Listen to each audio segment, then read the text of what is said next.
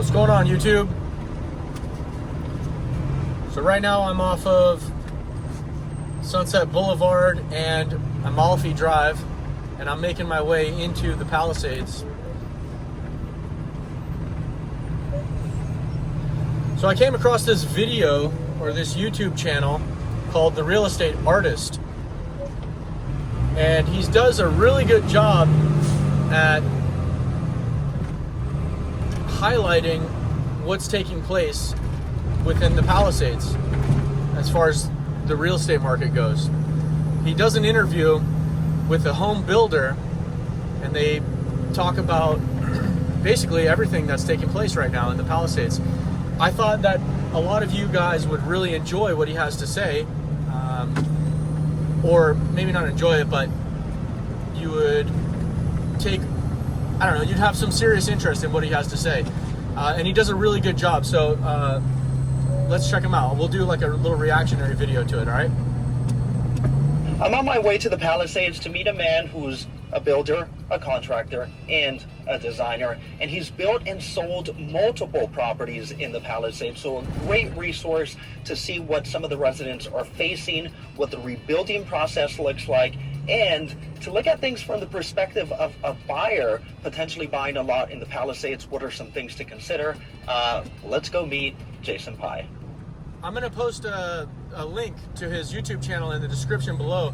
He's got a really good little YouTube channel, and this video that he posted got some pretty good traction, and it drew a lot of people's attention because, you know, he talks about the number one thing that everyone is curious about: money.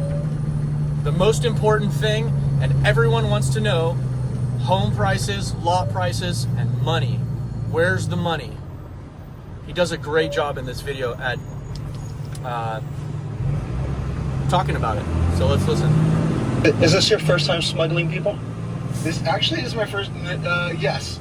First time. Yes, I did not smuggle. I did bring someone else through the Palisades, but I did not smuggle them through. Okay. You're my first smuggle. I like it. What's going on with the checkpoint? Why did they have that? Okay, the checkpoint is essentially there because I don't know if you remember when the fires first happened, people were making their way back into the Palisades and just breaking into houses and stealing everyone's stuff. So This guy's 100% right. Unfortunately, in Los Angeles, there's so many people that are scumbags and dirtbags, and when these fires broke out, it was the perfect opportunity for a bunch of people to go in to these areas while everyone was fleeing their houses and leaving last minute, grabbing as much stuff as they possibly could, and then leaving their home.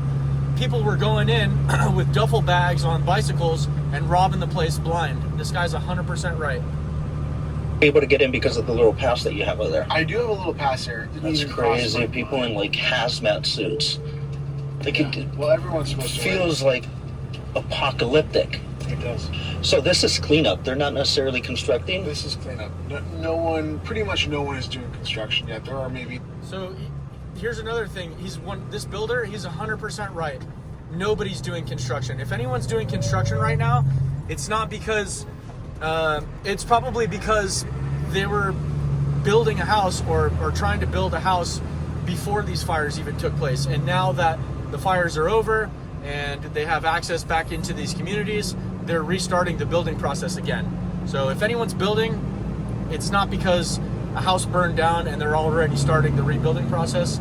They were rebuilding prior to the fire or before the fire. Like a few houses that have started construction, but I've seen very little.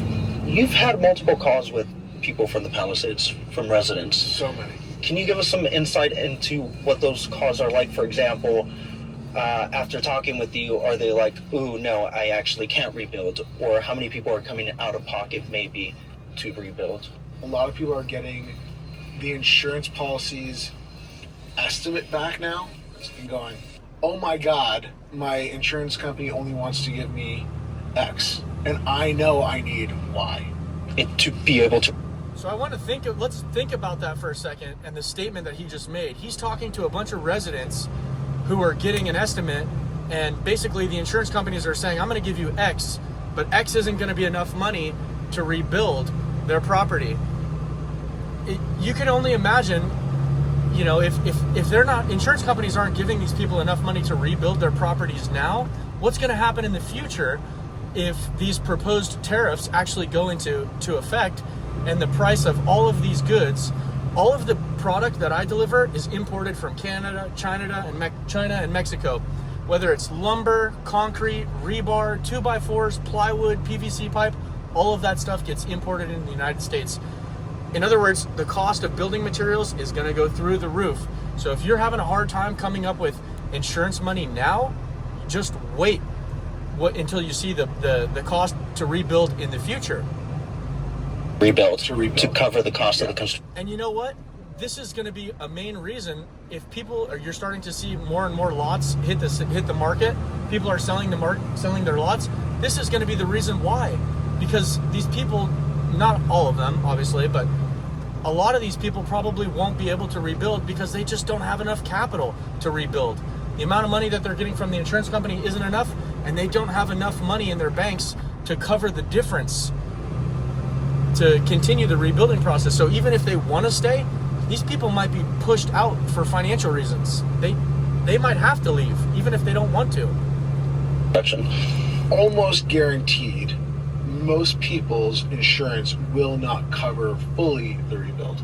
So you're from almost guaranteed, most people, the insurance companies will not cover the cost to do a full rebuild. So if you don't have $1 million in your bank, there's a good chance that you might be forced to sell your lot, or at least a couple of $100,000. So we'll see what happens. It's going to be very interesting to see how this all unfolds. And we're already starting to see active listings hit the market in the Palisades. So more and more lots on a daily basis are hitting the market.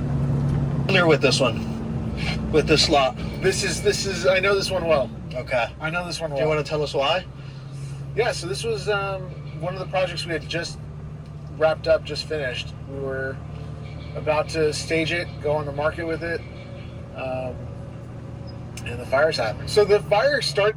And by the way, I've actually delivered building materials to this home builder's job sites in the past. So I know for a fact that basically everything that he's saying is true.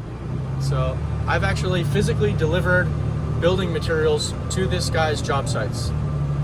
And somewhere up in that hill somewhere. Okay? That's kind of where it started. And I got a call from a buddy of mine who was doing construction up in that area in the Highlands. And he said, hey, he sent me a picture of this little pinstripe of smoke. And said, hey, I'm getting out of here. It looks like there's a fire starting. But I called up my guys and said, hey, maybe it might be a good idea to go home. All of my guys are like, nah, it's fine. We're okay. By 7:30, I get a text message. So someone, not this street. They're on Iliff, which is Iliff is on the street that I was on just now. Streets down that way. Yeah. I get a text message with a picture shot straight down the barrel of the street with a fireball right in the center of the street. That morning, one of my project managers drove out here at like 5 in the morning to see it, and it was just taking pictures and videos of everything. I'm going, oh my God, everything we just did, it's gone. Gone. It's insane. So I can't tell you how many properties in the Palisades were under construction, and all of that construction work is just done. During COVID, when they lowered interest rates to basically zero, home prices really appreciated over the last five years. They basically doubled in value. And when interest rates were low, so many people that lived in the Palisades were pulling out equity from their homes and doing remodels. They were putting on roofs, solar panels, doing additions, putting in new floors. They were doing all of these things, all of these renovations while they could, because their value of their home went up in value, more than double in some instances. And they pulled out all of that equity, refinanced, got a lower mortgage rate, and now all of that work is gone. It's like the extreme amplified version of like building up the dominoes only to see them absolutely after like years. For example, yeah, I've been here like 12 years. It burned down before you were able to even put it on the market. How long did it take you? How long was this project to get to that point? Buy the lot, start the architectural, and you're digging the first shovel in the ground within 10 to 12 months. It's a long... It's going to be way longer to do that now because you've got such a backlog of people, you know, who are going to want to build houses. So 10 to 12 months is going to be like 2 to 3 years in the future. It's going to take way longer now. You know, plans usually take somewhere between 6 to 8 months. And then you have to do all the abandonments, you have to do all the asbestos testing, you have to do all these other things before you can even, like, actually... So we're talking almost 2 years of work to finally get to the finish line, and... Yeah. What are you going to do with this one? By the way, my name is Daniel Rango, real estate agent on the west side of Los Angeles. If I can be of any help, it would be an honor. And for a free consultation on buying or selling, you can find my information in the description below. And you can also find Jason's information in the description below. And if you like this video, don't forget to hit like or subscribe. Do you rebuild? Yeah, guys, go check out his channel. He's got a small little YouTube channel with a couple thousand subscribers, but he's doing a really good job. In this video, this is exactly the content that people want to see. They want to see what's going on inside the Palisades, and they want to talk money. Do you keep it? So right now we have it on the market. So go check out his channel. Don't forget to like his channel, comment on his channel, and subscribe to his channel. He does a really good job. And I'm selling it as a finished product. Okay. So there is this opportunity that I kind of thought of saying, hey, you know, I can't afford to just sell the lot. Right, I have too much money in the property to sell the lot. Speaking of the lot, do you remember how much you paid for? 2.7. 2.7. If you were to put this lot on the market today, how much do you think? I don't know, maybe like 1.8. Bam. This is the reason why what he just said is the main attributing factor to why this YouTube video got so many views. Because he's highlighting the fact that property values are starting to go down in the Palisades. Whether or not you agree with it, doesn't matter. He's a home builder. The guy bought the lot for 2.7, and now he thinks he's only able to get 1.8 for it. People want to know. People want to know money, money, money. Now, granted, when you bought this lot, you didn't have... There was really no opportunity to really buy an empty lot in the Alphabet Street. Like, you had to pay the little premium to with the structure on it. With the structure, and then you're usually going after like this beat up structure to try to pay as minimal. For it. Then we just tore it down and built a whole new beautiful home here. You want to just walk? And by the way, I've driven by. You know, I've delivered to his building sites, and I've also driven by when they were finished. He does wonderful work. He's really an artist. And some of the houses that he's constructed were really masterpieces. He's very talented at what he does. I think this is one of them here on the left that we just drove by. He does a great job. He does a great job at building houses. So if you're interested in building a house, give that guy a call. He knows what he's doing. Walk to Galloway? We can. Oh yeah, we can walk to Galloway. You up for a walk? We're on Galloway Street right now, and we just drove by this builder's lot. Yeah? I don't think you brought the right shoes for it, though. Wouldn't it be crazy if we could just walk over the houses? Which, unfortunately, you can. I actually enjoy seeing, like, and by the word enjoy, I mean I'm just optimistic about, is a lot of the lots are being cleared. Like, he's right. There's many lots that are being cleared. But, truth be told, this is going to be the easiest part of it all. Picking up a bunch of waste and debris and rubble, that's the easy part. Getting the licensing, getting the permitting, getting the money, getting the contractor who's actually a legitimate contractor and has a reputation behind him, that's going to be the hard part. Picking up a bunch of debris, having the army come by your place and pick up all of this debris and rubble, that's the easiest part of it all. So the real challenge will be in the future. People are moving forward. I think it's going to look drastically different Once it is clear. Because, by the way, ironically, you know, when I started here 12 years ago, it was a lot of little homes, and it was, you know, pops of new construction. Yeah. I would say it was the reverse. Well, it's interesting. I think even if we go back historically, the Palisades and many other neighborhoods in Los Angeles, they weren't built out massively by the developer who was... And that's very true. You know, in a previous video, I showcased the difference between what homes originally looked like back in the 1950s when they were built. You had this tiny little small little cottage house. It was a cute little design, and then right across the street you had the Taj Mahal, a mega mansion, with solar panels, and so the neighborhood is changing tremendously. And I don't know whether or not you're for it or against it. It's just the way that it is. People go in, buy these lots, tear down these old style houses, and build something much more modern. The same builder, the developer came in, put the infrastructure, the sidewalks, and then they sold the empty lots, which is pretty much what we're going back to. And I think here in the Alphabet Streets, if I recall correctly, it was the Methodist community who started it, and they developed the infrastructure, but then they sold these lots, and sometimes the homeowners lived in these tents or shacks while they were building their houses on their lots. I love that you know stuff like that. Thank you. Like, I wish I knew more things like that. Well, you know how to build stuff. I wish I knew how to do that. Listen. Oh, what is this? This says that this is basically saying that the hazardous materials have been removed and completed. So is this what cleaned up looks like? This is a unique one because they left the foundation. If you look at the house right beyond it, they removed the foundation, but they left the driveway. Okay. So people got to choose if they were leaving their concrete or not. They clearly decided to keep it, but I'll show you. This is me nerding out on the construction stuff. All right, there we go. But you can see right here, like, this is one of the reasons why I would not choose to keep the foundation, because look at how brittle all that was. He's absolutely right. If you're choosing to rebuild a property and start from scratch, it would be in your best interest to just tear all that up. You think that you're saving yourself some money, in the long run, you're saving 30, 40, 50 grand, by not having to pour a slab, or more really, but you're really not, because if that foundation isn't structurally sound, you're going to have problems in the future. Best thing to do is just do it right.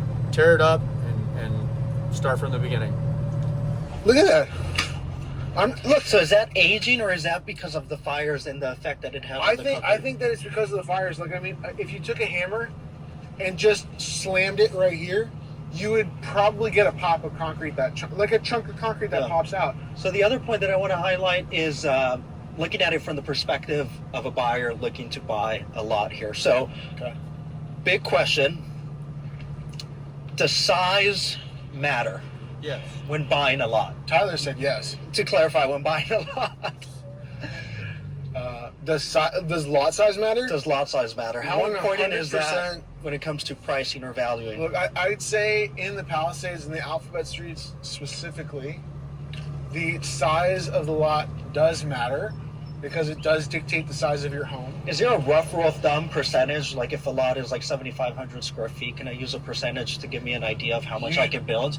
So overall in Los Angeles, the rough percentage is 45. 45. Okay. So I'll take the lot size. 45% is typically. But particularly in the Palisades, in the Alphabet Streets, I don't want to say in the Palisades, but in the Alphabet Streets for sure, the number is actually 65%.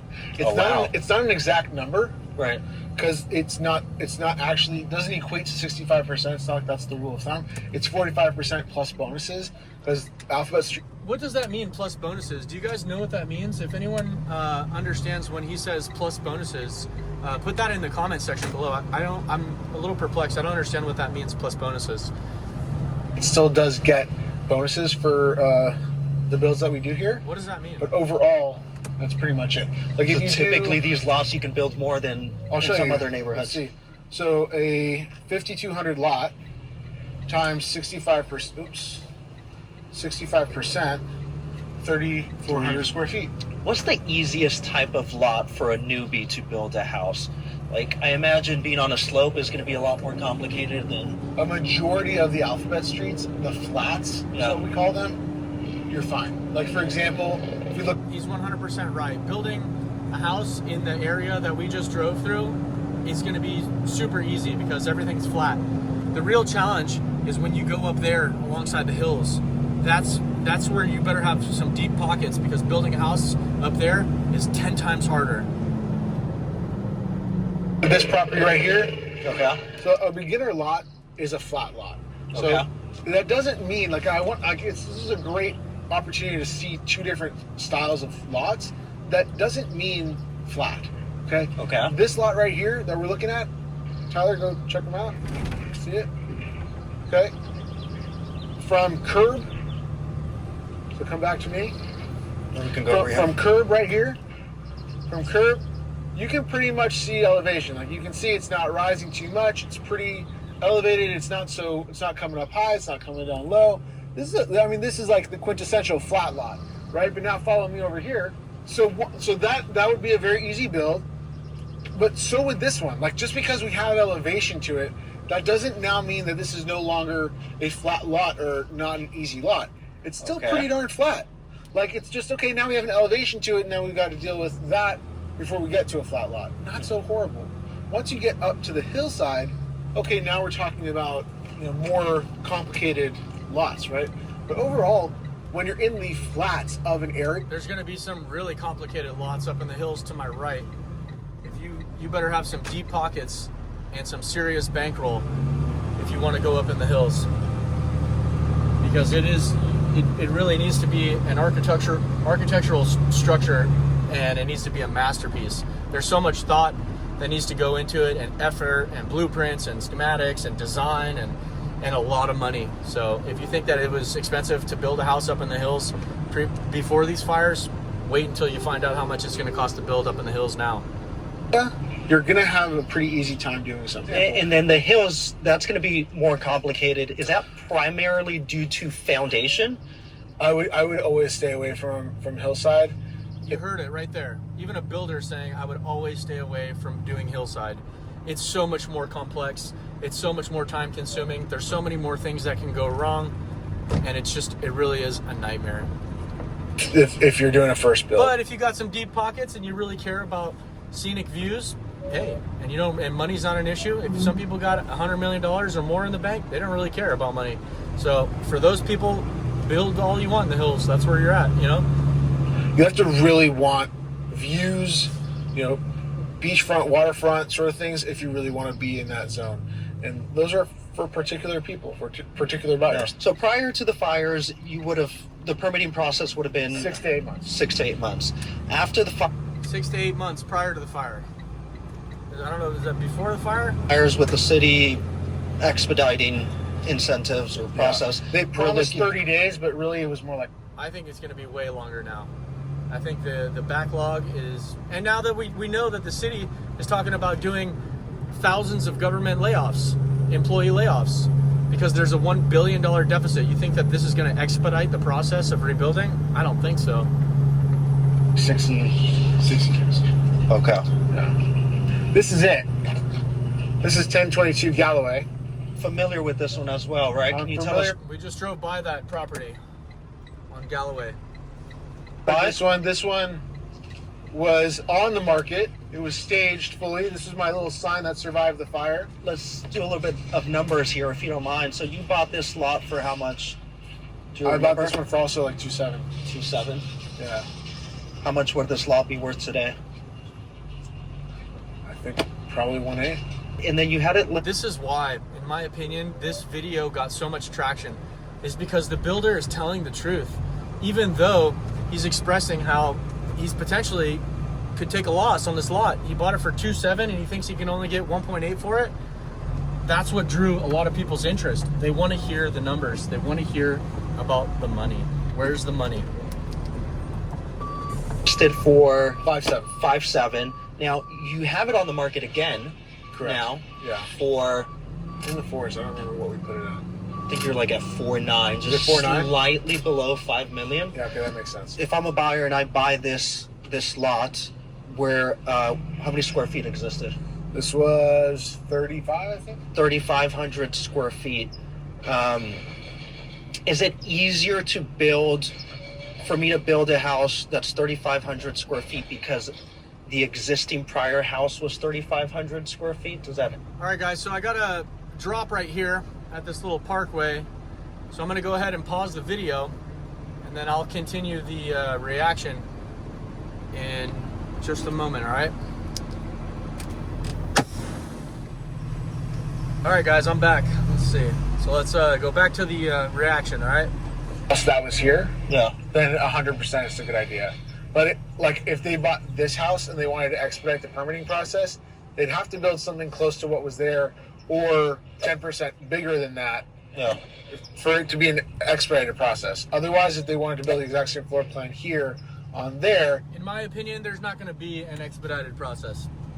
I know people can come to the conclusion that, you know, the city and the state is saying, oh, we're going to do this, where everything's going to be better in 18 months, we're going to rebuild bigger, better, and stronger. It's all hearsay. At the end of the day, it's you know, the city of Los Angeles is going to be experiencing a $1 billion deficit. Okay? They're going to be doing thousands upon thousands of layoffs, city employees. Okay? Now, none of the people, I would assume, that lived in the Palisades were city, you know, people that worked for the city. You know, these people are obviously in the tech industry, real estate industry, or they have their own businesses and startups or law firms, whatever. But if these people are going to choose to rebuild, there's going to be such a backlog of people trying to get, you know, the permits and do this and the insurance, and it's just going to be a nightmare. So there will be no expedited process, in my personal opinion, especially when we take into consideration the fact that the city is suffering from a $1 billion deficit, and they're going to be doing thousands of layoffs, which will only further delay the rebuilding and permitting process. it'll probably still take 6 to 8 months. Okay, I'm going to buy this lot for Double that number. $2 million, and I'm doing my math. How much would it cost me to build a house here? Is there a rough So, rule of thumb that we can... Right now, what I'm telling people is, my assumption is I'm trying to still charge $550 a square foot, Okay. but I have a larger contingency because Okay. of unknown factors, right? So, like, especially with taxes and tariffs and things of that nature. He's absolutely right, and he's making the right decision. He should have a contingency in order or in place, because there's so many variables, there's so many things that he doesn't really know yet. He doesn't know what's going to happen to the price of 2x4s. He doesn't know lumber prices, rebar prices, concrete prices. He doesn't know. So he really has to have these contingencies in place, because there's certain things that are out of his control. And good on him for doing that, because there's going to be some people that don't place contingencies, and it could potentially bankrupt them because of it. You know, they're not going to be able to come up with enough capital to complete the job site or the rebuild.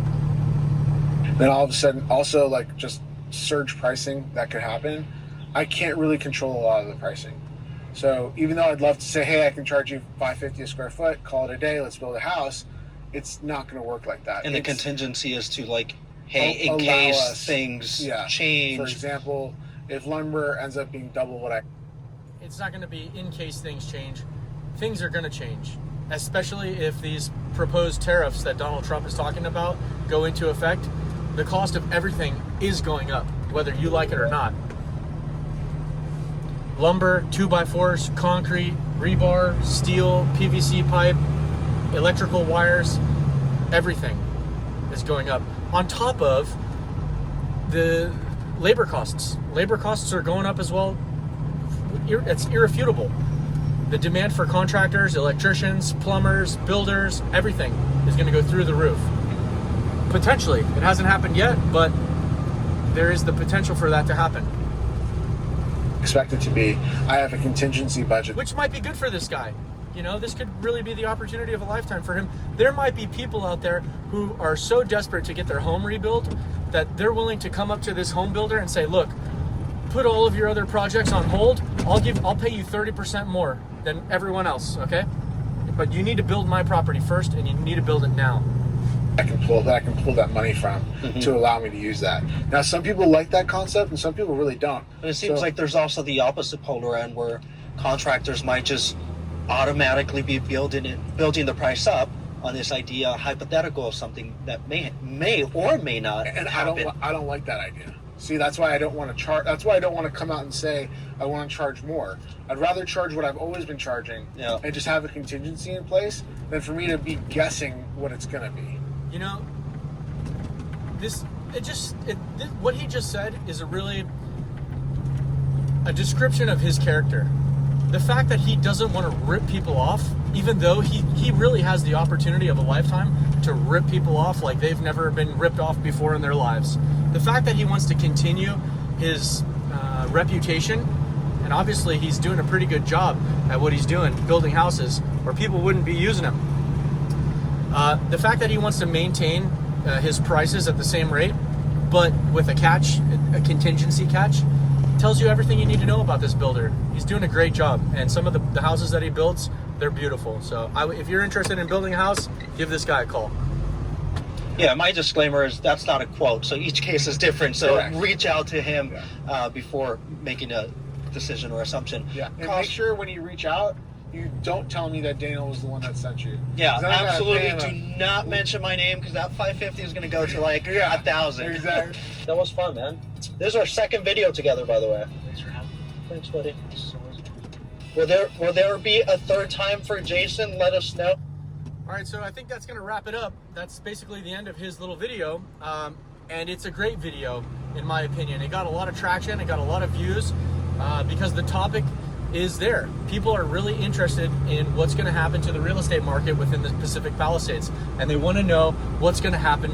The most important thing is prices. Prices, prices, prices. That's what everyone wants to know. And the fact that this builder was willing to come onto YouTube and tell everyone that he paid 2.7 for a lot that he might now only be able to get 1.8 for, that tells you everything you need to know. Okay? And that's why this video got so much views. So, and you did a great job. So thank you to the builder, and thank you to Daniel for I actually reached out to Daniel and asked him if he would be okay if I did a reaction video to his YouTube video. So, and he said thank you, go for it. So thank you again for all of the people who have been checking out the channel. They've been liking, commenting, subscribing, all of that stuff. If you're interested in this guy's channel, I'm gonna link the description, or link his channel in the description. And don't forget to go to his channel, check him out, like him, comment, and subscribe to his channel. And until next time, guys, I'll talk to you later.